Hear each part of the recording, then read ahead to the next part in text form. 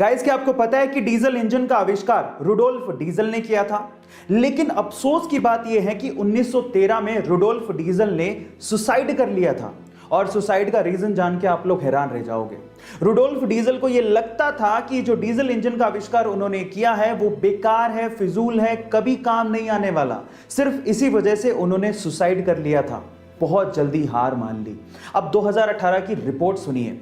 2018 की रिपोर्ट के अनुसार पूरी ही दुनिया के 60% व्हीकल्स में डीजल इंजन लगा हुआ है। इसीलिए कहते हैं इतनी जल्दी हार नहीं माननी चाहिए। किस्मत का पहिया कब पलट जाए किसी को नहीं पता। गाइस, ऐसे अमेजिंग फैक्ट्स के लिए YouTube पे हमारे चैनल को सब्सक्राइब कर लीजिए और अगर आप Instagram पे देख रहे हैं तो मुझे फॉलो करना मत भूलिएगा। मिलते हैं अगली वीडियो में।